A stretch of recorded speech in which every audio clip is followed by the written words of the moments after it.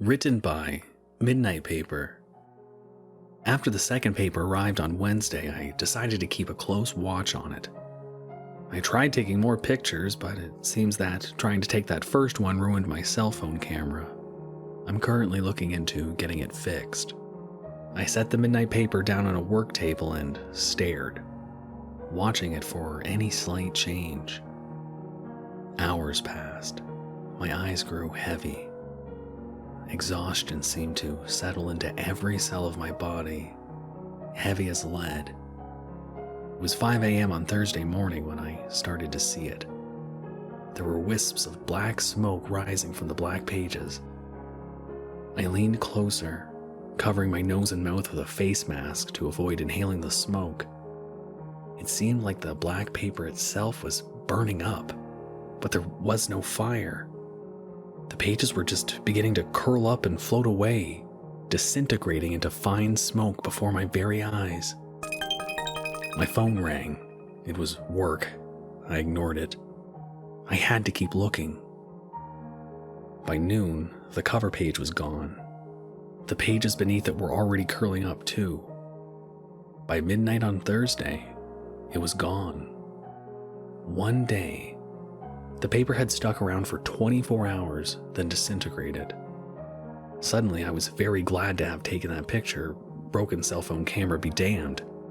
I went off to sleep and dreamt of black smoke and white ink. Friday, another paper was coming at midnight. I wasn't ready for another one. I was exhausted, scared, but also oddly excited. This was weird in a way unlike anything I'd ever experienced. It was like there was a secret, invisible world that had existed beyond my mundane life, and now that I had stumbled upon it, I didn't want to go back. I didn't get reprimanded at work, but there was some tension when I logged on Friday. Whatever, they wouldn't understand. I'd like to see how they'd react if they got a MidnightPaper on their doorstep. 11:50 p.m. I sat down on my front porch. The front door shut behind me, the welcome mat a few feet in front of me. I'd swapped out the light bulb above me for a new one, just in case. At 11:55 p.m., the hairs on my neck stood up. There seemed to be a strange electricity in the air. There was a chill, too, one that felt like it went deeper than my skin, like it was wrapping around my bones. At 11:55 p.m., a metallic taste filled my mouth like sucking on a penny. At 11:59 p.m., my eyes began to sting and water as if I was standing in front of a bonfire. Then it happened.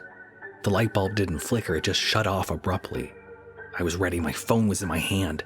With a few taps, I brought up the flashlight. A patch of darkness, even deeper than the one around me, appeared over the welcome mat. I brought the flashlight over it and could just about see the black bundle. Then my phone went from being cold to the touch to searing hot in the blink of an eye. I dropped it, hearing glass shatter. The odd thing was I heard it before it hit the ground. The air around me seemed to disappear. I wasn't breathing oxygen anymore. I wasn't breathing anything. My eyes bulged, my throat spasmed in protest. Then the light popped back on and it was done. The air around me was the same as it had been just moments before.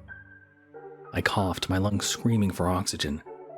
I swallowed it in gulps, lightheaded, the dark tentacles of a migraine already wrapping themselves around my brain like a vice.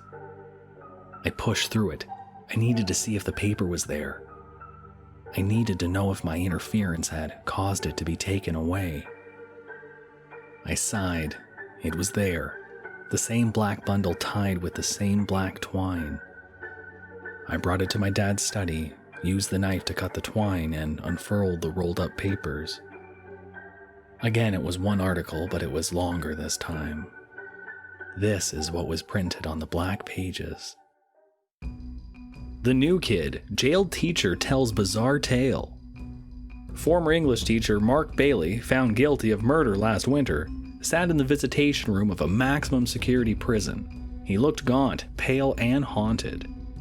He was a far cry from the young, athletic man that was a constant presence on millions of television and phone screens across the nation. Bailey seemed to have it all. He had taught at Roslyn High School for almost a decade. He was well liked with many students, citing him as the reason they discovered a passion for literature. He was the coach of not only Roslyn High's girls volleyball team, but also the town's Little League team. He was married to his high school sweetheart, Holly Bailey, a kindergarten teacher. So, where did it all go wrong? What transformed the Mark Bailey from 5 years ago, a well-loved coach and volunteer, into the Mark Bailey who must now be separated from the prison's general population for his own safety? The answer has a name: Stephanie Carson. Carson was a senior who attended Hendricks High School. She was popular, smart, the star player of the girls' volleyball team, and already accepted into several Ivy League schools. Stephanie's promising life was cut short when, after a few weeks of stalking so severe she placed a restraining order on him, Bailey broke into the Carson family home and attacked her with a knife. Bailey's trial was a lightning-fast affair. The evidence stacked against him so completely it left no room for interpretation. Yet there were many online who rallied to defend him, citing his strange, disjointed testimony as evidence for mental illness. "You don't understand," said Bailey in court. "She's not what you think. You'll see. Just wait for the new school year to start. If I had more time, maybe I would have put an end to it." After being reminded that Stephanie is now deceased, Bailey exploded into a series of bizarre statements and accusations, many directed at Stephanie's parents. After months of being blocked by Bailey's court-appointed psychologist, we were able to secure an interview with him. Sitting behind the glass in a beige jumpsuit that seemed to be several sizes too big, Bailey spoke into the phone mounted next to the window, his voice a distorted whisper. Almost immediately, as if knowing what we were there to ask about, he launched into his story. Her name was Monica first, Monica Campbell, so that's how I think of her. She was the new kid that year. She moved here from California, or so she said. She was instantly popular. Pretty, from a family with money, she was at the top of every class, straight A's, 4.0 GPA. She came to the first volleyball practice and everyone could see she would become the best player on the team. She was in my English class too, and she seemed to know more than I did. Could quote Yeats on the spot. Oscar Wilde was her favorite though. She got into Yale, Stanford too, went for Yale for chemistry. Bright kid. She was even homecoming queen. There was something about her, like a spark. Monica was almost too bright, strangely intelligent. She seemed to be able to learn things right away and remember every little detail later. My car broke down once, right in school. There must have been a dozen teachers trying to help out. Harrison, the science teacher, was fiddling with the motor when Monica walked right up. She looked down at the engine, rolled up her sleeves like a fucking mechanic and started working on it. She fixed it. The car started right away. She apparently spoke Japanese, German, French, Spanish. We could only verify the Spanish and the French, but she spoke them fluently. A few teachers cried when she left, saying they'd miss hearing her laugh in the halls. She made a big impression, obviously. I don't know about her parents. I think her mom came to school once or twice, dressed like she was attending the Oscars or something, but we didn't see her after that, or the father, not even at the graduation. Monica was valedictorian. It was the year after that things got weird. The first semester had just started when there was a new kid in school again. Her name was Natalie Creed.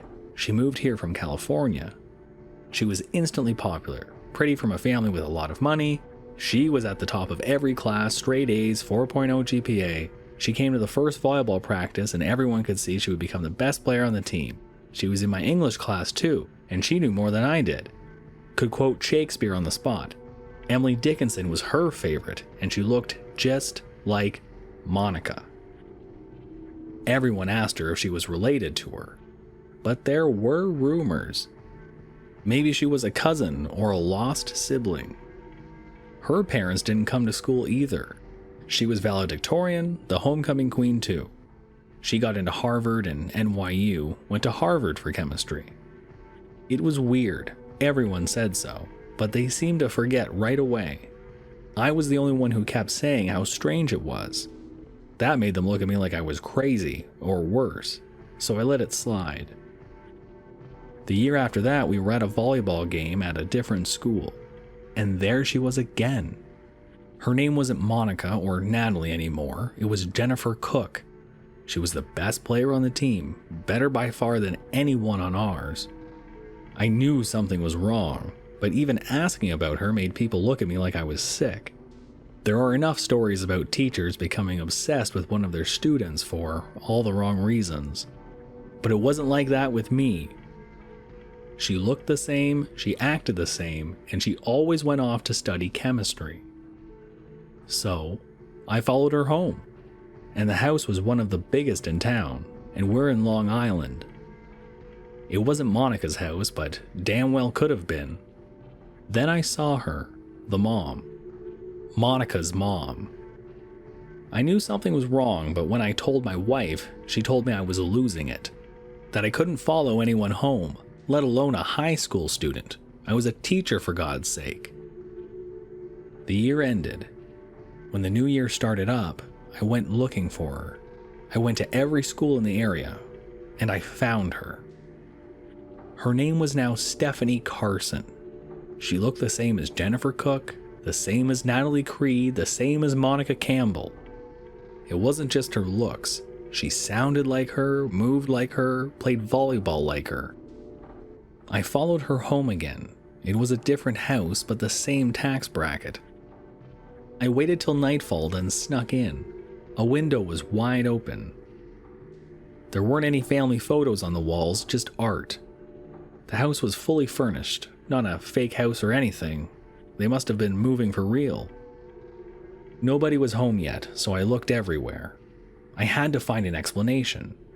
The door down to the basement was open, and that's where I found it. It was like a fucking lab. There were machines I couldn't even recognize. A freezer the size of the wall with frozen petri dishes and test tubes inside. There were also weird books, astronomy, occultism, demonology. Then she snuck up on me, quiet. She must have hit me with something because I blacked out. I woke up in the hospital handcuffed to a gurney. The police were there, my wife wasn't. They said that Stephanie, was putting a restraining order on me, that I had been following her for weeks. They didn't seem to know that I had broken in. Maybe she didn't want them to. My wife wasn't home when I got back. She didn't answer my calls either. A few weeks later, I went back to the house around 4 a.m. I didn't know what I was going to do, but I knew she would be asleep. Maybe I could talk to her somehow. I wasn't really thinking straight. I broke in again. Through the same window, I went down into the basement, and it was empty. Totally empty. Just bare concrete and drag marks where things had been taken out. I was furious. She was hiding things to make me look worse. I could almost imagine her having those things taken out with a condescending smile on her face. I went up the stairs. I thought her room had to be one of the smaller ones, but when I opened it, it was all wrong. There were 2 sets of clothes in the closet. The bathroom was set up for 2 people. It was the parents' room. I checked the other small room, but it was completely empty. There was nothing on the walls, nothing on the carpeted floor, nothing in the closet. Only the master bedroom was left. But why would they give the master bedroom to their daughter? I opened the door. She was sitting up in bed, waiting for me, with a smile on her face. I asked her who she really was. I told her I knew she had been in my class, in my volleyball team, in my school. She just said one thing, and it was enough for me to lose control. That wasn't me. I pulled her off the bed, dragged her down the stairs. I was going to show her the basement, you see. But it went wrong. She was faster than me, stronger than me too. She forced my fingers apart and rushed for the kitchen. Then she just waited by the knives, like she was inviting me to use one. So I pulled one out. She smiled again, so I stabbed her. Then again, then again. She was still smiling when the police showed up. Later, they said that she had called them, that she had gotten away for a few moments and called them from the bathroom. But that was a lie. She must have called them before I went up to her room. Her parents were at the trial, and that's when I knew. They didn't look sad, just annoyed, like I had broken one of their toys. It was the parents, you see. They're behind this. I should have waited for them. I should have killed them instead. Bailey became frantic when the interview was coming to a close, like a castaway watching a ship fade into the distance. Look, it's up to you. Go to every high school in Long Island. You've got to find her. She'll be there. She's blonde, blue eyes. She must be about to graduate again. Follow her home, get to the parents. Get them talking. You've got to find out why. Bailey was found in his cell a few days later. He chewed through both his wrists. The damage was so severe he bled out before he got to the infirmary. Nobody involved with this publication fulfilled his last request, and we urge our readers to ignore it as well. I read through the paper a couple of times. Long Island, not too far from where I live. But I'd never heard of this case. A murder like that, trial like that involving a teacher and a student, I'd have heard of it. By the time I was done reading, it was almost 2 a.m. I collapsed into bed and fell asleep. My mind still filled with the black pages, and with that shadow that had left them on my doorstep. I spent most of Saturday in front of my computer, typing different variations of Mark Bailey and the names he'd given in the article. Nothing. I was only met with seemingly thousands of Facebook profiles. No articles, no headlines, no memorial pages.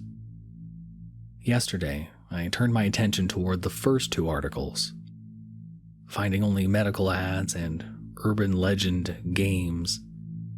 No mention of the ledge game, no mention of the removal doctor. I decided to go for a walk. It was late, almost midnight, actually. But I didn't have to worry about that. The next paper was due Wednesday night. I walked toward the nice part of town, where there always seemed to be new businesses and new buildings going up. The cold air felt nice on my forehead, where the seeds of another migraine were already growing. Then I saw it. It was something so striking, so unmistakable that it drove the pain out of my head in an instant of blinding shock. I was looking at one of the new apartment buildings that had just gone up last year. I could see the checkerboard pattern of lit up windows and dark rooms. Nothing out of the ordinary until you looked at the rooftop. There was a tiny silhouette standing there, at the edge of the rooftop, on the ledge. I rushed toward the building. I was maybe 1 block away. I wasn't thinking about the distance, about the difference in height, about the fact that my voice wouldn't be able to carry all the way up there. I was only thinking about that silhouette, about how it was almost exactly what I pictured when I read my first midnight paper. The building's lobby was dark. The front desk appeared to be empty. The glass double doors were immovable. There was an e-card reader on the wall next to them. I couldn't get in. I backed up, standing in the middle of the street. I craned my neck and there it was. The little shadow in the shape of a person standing on the ledge, quivering and shaking under the pressure of high-velocity wind. They were standing on one leg. The other was dangling over the ledge.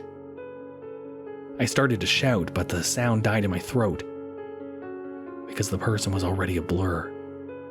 I closed my eyes, but I felt it anyway.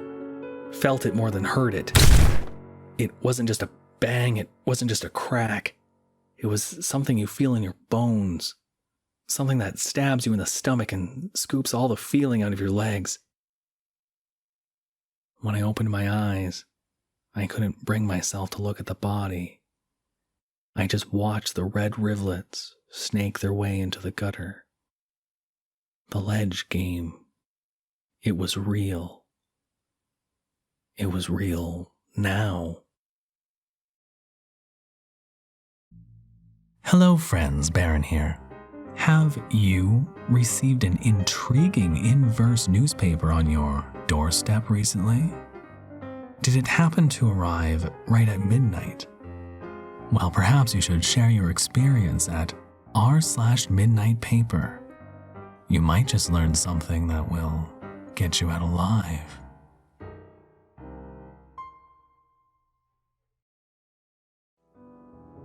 Thank you for listening. You can probably handle another horror story, right?